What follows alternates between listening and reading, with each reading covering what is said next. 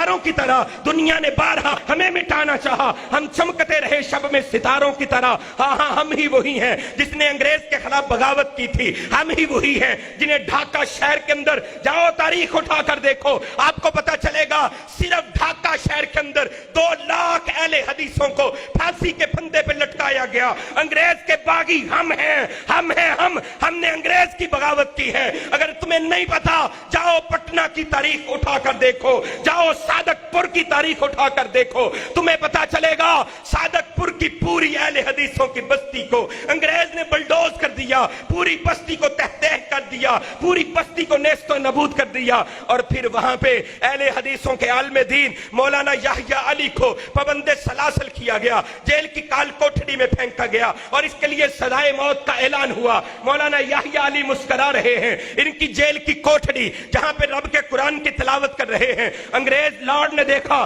کہ رات کی تاریکی ہے، سارے کوٹھڑیوں کے دیے بند ہیں، ایک دیا جل رہا ہے۔ پوچھا کہ اس کوٹھڑی کا دیا کیوں جلتا ہے؟ جیل کے نگران نے کہا جناب سارے دیے بند ہیں، اس کوٹھڑی کا بھی دیا بند ہے، وہاں پہ جو قیدی ہے جسے کل پھانسی کے پھندے پہ لٹکایا جانا ہے وہ قرآن پڑھ رہا ہے، اس کے چہرے سے اتنی روشنی پھوٹ رہی ہے پوری جیل روشن ہو گئی ہے۔ اہل حدیث کا فرزند یحییٰ علی قرآن پڑھ رہا۔ انگریز نے کہا اچھا یہ اتنا خوش ہے، اس کے چہرے سے اتنا نور ٹپک رہا ہے، آئے اور آ کر کہا کہ یحییٰ علی کیوں خوش ہو؟ تمہارے چہرے سے یہ خوشی کے آثار کیوں ہیں؟ تمہیں ڈر نہیں لگتا تمہیں کل پھانسی کے پھندے پہ لٹکا دیا جائے گا؟ یحییٰ علی نے کہا میں کیسے ڈروں، میں کیسے افسردہ ہوں، میں تو خوش ہوں، کل اپنے رب سے ملاقات کرنے کے لیے جا رہا۔ انگریز نے کہا اچھا وہابی کا بچہ پھانسی کے پھندے پہ بھی راضی، کہا اس کے پھانسی کا پھندا مؤخر کیا جاتا ہے، اسے پھانسی کے پھندے پہ نہیں لٹکایا جائے گا، اس کی داڑھی کو مونڈ دیا جائے، سزا مؤخر ہو گئی، یحییٰ علی کی داڑھی کو کاٹ دیا گیا۔ ہائے وہی یحییٰ علی جو مسکرا رہا تھا، چند لمحے جس کے چہرے پہ تبسم تھا۔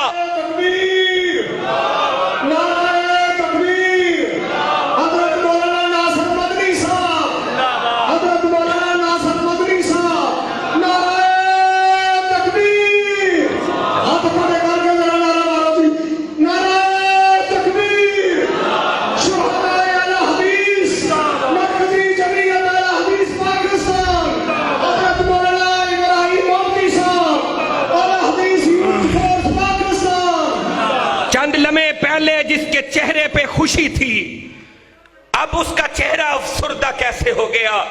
یحییٰ علی نے داڑھی کے کٹے ہوئے بال اٹھائے، آنکھوں سے ٹپ ٹپ آنسو برس رہے، کہا یحییٰ علی روتے کیوں ہو؟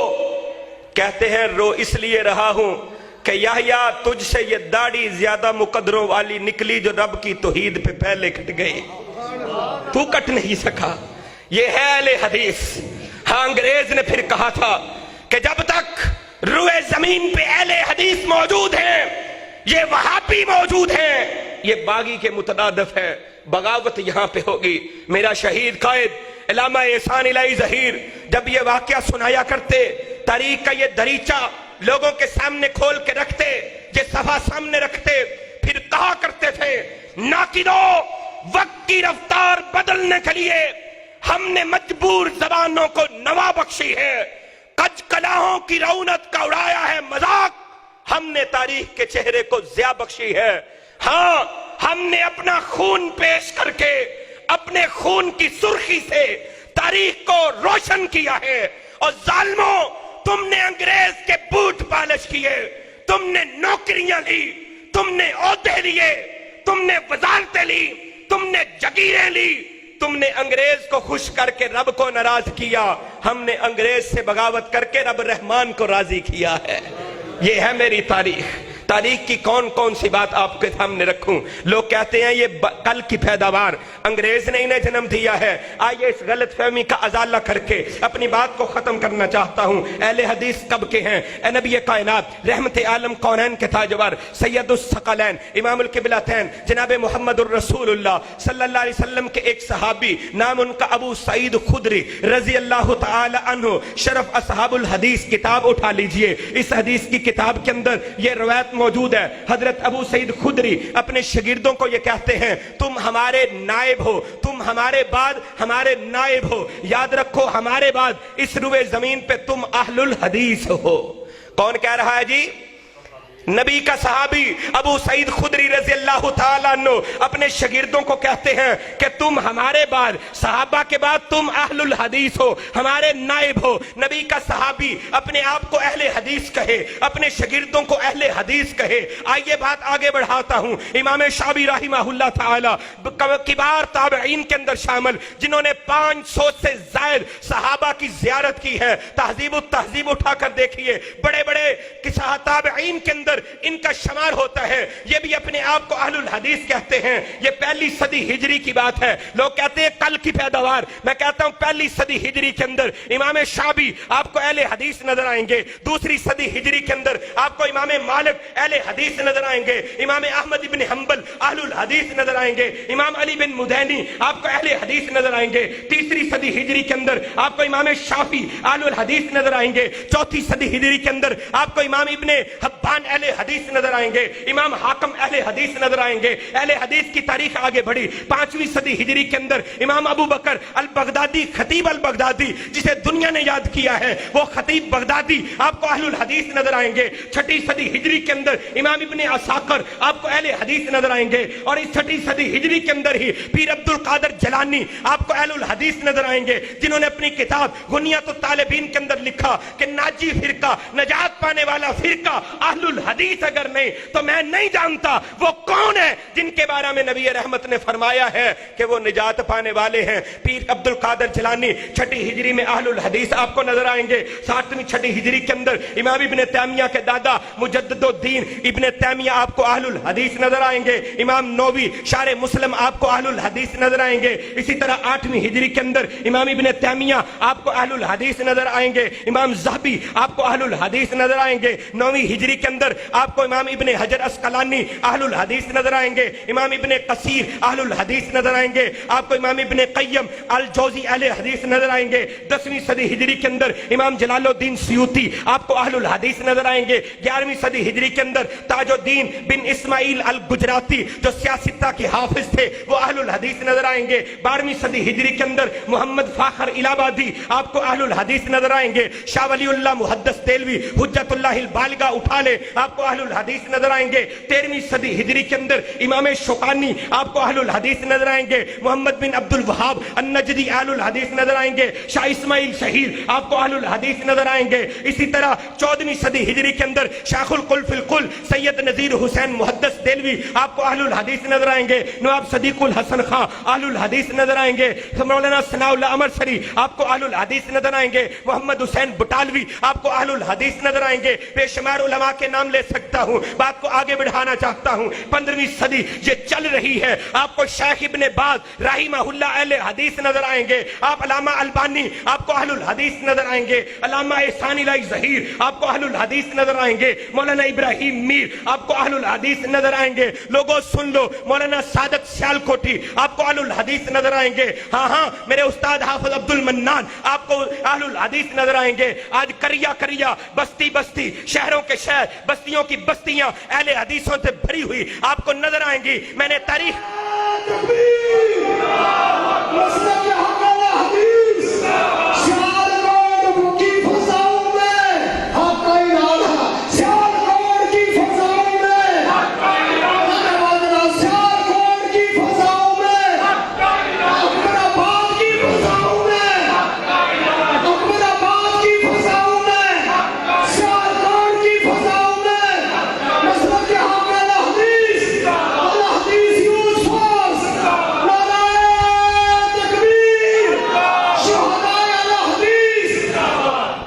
صدی ہجری سے لے کر آج 15ویں صدی ہجری جا رہی ہے. ہر صدی سے میں نے ایک ایک دو علماء اہل حدیث کے نام آپ کے سامنے رکھے ہیں. حوالہ دینے کا پابند ہوں, اختصار کو ملحوظ خاطر رکھتے ہوئے یہ نام آپ کے سامنے رکھ دیے ہیں. لوگوں سن لو, اللہ کے فضل و کرم سے ہر صدی کے اندر, ہر دور کے اندر اہل الحدیث موجود تھے.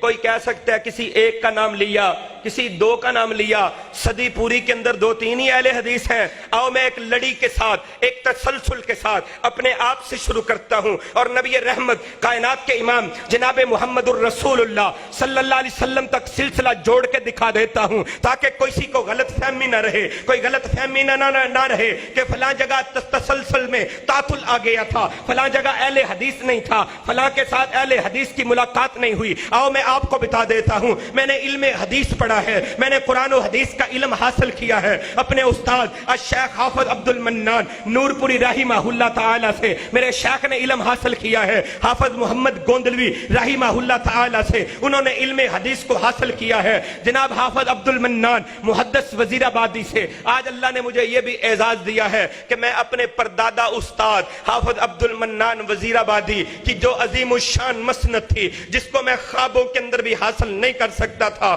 اللہ نے آج اس مسند کے اوپر مجھے خدمت کا شرف عطا فرما دیا ہے۔ میرے پردادا استاد، استاد پنجاب، استاد الحدیث حافظ عبد المنان وزیر آبادی۔ کون حافظ عبد المنان وزیر آبادی؟ کہ جن کے استاد شیخ القل فی القل سید نذیر حسین محدث دہلوی نے یہ کہا تھا کہ بیٹے عبد المنان، مجھے 2 آدمیوں نے بڑا خوش کیا ہے، ایک عبداللہ ہے غزنہ کا رہنے والا عبداللہ غزنوی، وہ اس نے مجھے بڑا خوش کیا ہے، وہ میرے پاس آیا تھا، میں نے اپنا کرتا تحفے کے طور پر اسے دیا ہے۔ عبد المنان، اب تو مرنے آیا ہے، تو نے مجھے اتنا خوش کیا ہے، اپنی دستار پگڑی تجھے تحفے میں دے رہا ہوں، تم نے مجھے خوش کر دیا ہے۔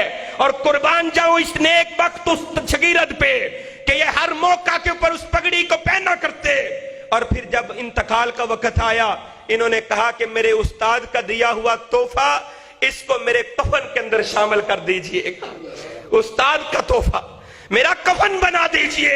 یہ ہے حافظ عبد المنان وزیر آبادی۔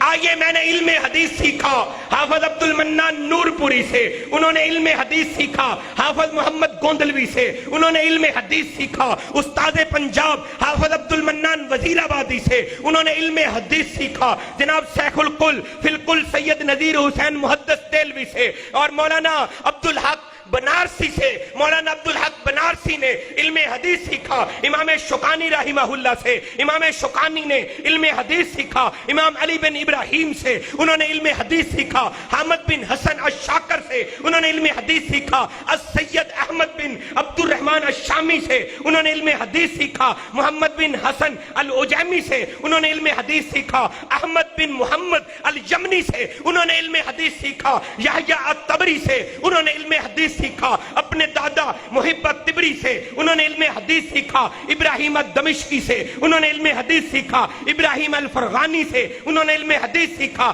محمد الفارسینی سے، انہوں نے علم حدیث سیکھا یحییٰ بن عمار الخطالانی سے، انہوں نے علم حدیث سیکھا محمد بن یوسف الفربری سے، انہوں نے علم حدیث سیکھا امام المحدثین سید المحدثین امیر المومنین فی الحدیث سے مولانا حافظ محمد بن اسماعیل البخاری سے، امام بخاری رحمہ اللہ نے علم حدیث سیکھا امام حمیدی سے، امام حمیدی نے علم حدیث سیکھا امام سفیان سے، امام سفیان نے علم حدیث سیکھا یحییٰ بن سعید الانصاری سے، یحییٰ بن سعید الانصاری نے علم حدیث سیکھا محمد بن ابراہیم التیمی سے، محمد بن ابراہیم التیمی نے علم حدیث سیکھا علقمہ بن وقاص اللیثی سے، علقمہ بن وقاص اللیثی نے علم حدیث سیکھا امیر المومنین خلیفۃ المسلمین خلیفہ ثانی حضرت عمر فاروق رضی اللہ تعالی عنہ سے، حضرت عمر فاروق نے علم حدیث سیکھا امام الانبیاء سید الانبیاء اعظم المرسلین سید المرسلین خاتم النبیین جناب محمد الرسول اللہ صلی اللہ علیہ وآلہ وسلم سے۔ یہ ہے میری تاریخ جو تسلسل کے ساتھ کڑی ملا کے میں نے رسول اللہ تک ثابت کی ہے۔ اہل حدیث کی تاریخ درخشندہ بھی ہے، تابندہ بھی ہے، نہ اسے مٹایا جا سکا نہ کوئی مٹا سکتا ہے۔ لوگوں سن لو، کل بھی اہل حدیث آسمان دنیا کے اوپر چمکتا تھا، آج بھی چمک رہا ہے، کل بھی چمکتا رہے گا۔ جو اسے مٹانے کی کوشش کرے گا انشاءاللہ مٹ جائے گا، انشاءاللہ مسلک اہل حدیث مٹے گا نہیں۔